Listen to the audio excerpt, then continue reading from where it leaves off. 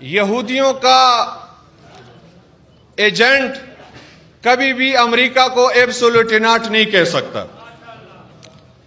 امریکیوں کا ایجنٹ کبھی بھی مدینۃ الرسول کا اتنا ادب و احترام نہیں کر سکتا کہ وہاں ننگے پاؤں ادب مصطفیٰ، تعظیم مصطفیٰ صلی اللہ علیہ وسلم کی خاطر سرزمین مدینہ پر ننگے پاؤں چلے. یہ کسی عاشق رسول کا کام ہو سکتا ہے، یہودیوں کے ایجنٹ کا کام بالکل نہیں ہو سکتا. اور الحمدللہ ہم مطمئن ہیں اور علمی اور تحقیقی میدان میں عمران خان صاحب کے ساتھ ہیں.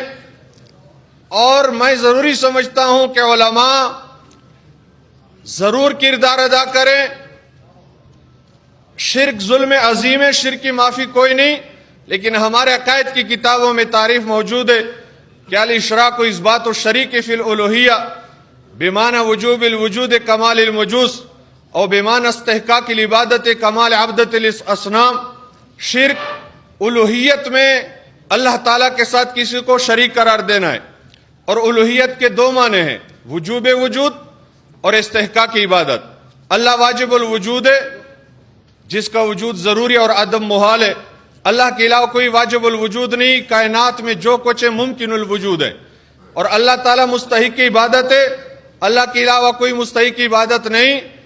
اللہ کے علاوہ کسی اور کی عبادت کرنا یہ شرک ہے، لیکن تعظیم کرنا شرک نہیں.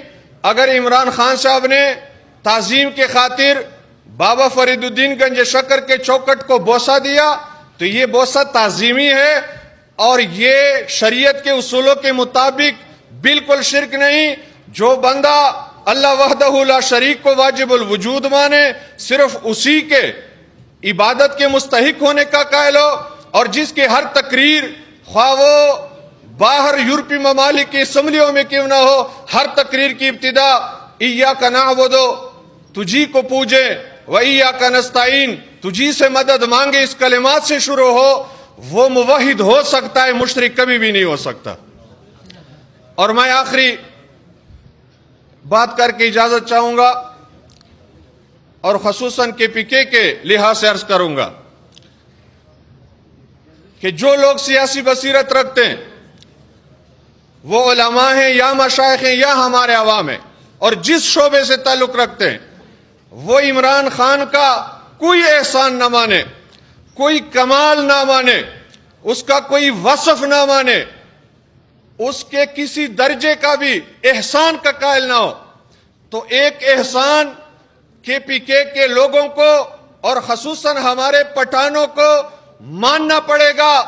اگر سینے میں دل ہے اور دل کے اندر انصاف ہے، سر کے اندر دماغ ہے اور دماغ کے اندر عقل ہے، اور تعصب سے پاک ہے، تو تمام تر تعصبات سے قطع نظر کر کے اگر کوئی بندہ براہ انصاف سوچے گا تو KPK میں ایک جماعت جو دین کے نام پر، ہم پٹھانوں کے دین کے ساتھ جو محبت ہے اس کو استعمال کر کے نہ ہمارے دین کے کام آئے وہ لوگ، نہ ہمارے دنیا کے کام آئے.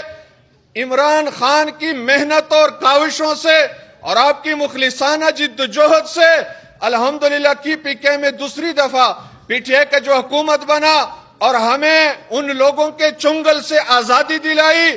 اگر ہم شانہ بشانہ اس جماعت کے کڑے رہ گئے، انشاءاللہ العزیز ان لوگوں کا جنہوں نے ہمیں دھوکے پہ دھوکہ دیا، مذہبی کارڈ ہمیشہ استعمال کیا، اسلام کے نام پر ہمیں لوٹا، اور ووٹ کو جنت کا ٹکٹ قرار دے کے کہ جو ہمیں ووٹ دے گا وہ جنت جائے گا، جو ہمارے خلاف ووٹ دے گا وہ بس جہنم پہنچ گیا، اس قسم کی تقریریں کر کے اور ہمیں بود اور بے وقوف بنا کے جن لوگوں نے ہمیں آباء و اجداد سے برسوں سے لوٹا، پہلے آزادی عمران خان نے ہمیں ان لوگوں سے دلائی. یہ عمران خان کا ہم پر اتنا بڑا احسان ہے کہ ہم اس کا بالکل شکریہ ادا نہیں کر سکتے. ہم الحمدللہ ان کے ساتھ ہیں، اور یہ علماء مشائخ کی بابرکت محفل ہے، انشاءاللہ ان کی دعائیں بھی ان کے ساتھ ہیں. وہ وقت قریب ہے کہ اللہ تعالی ہمیں حقیقی اور صحیح معنوں میں ایک آزاد قوم کے طور پر ایک ہمیں موقع عطا فرمائے گا. انشاءاللہ اللہ تعالی عمران خان کو اور آپ کے جتنے مخلصین کارکنان ہیں اور جو لوگ پاکستان کے حقیقی خیر خواہ ہیں انہیں ترقی عطا فرمائے، کامیابی عطا فرمائے.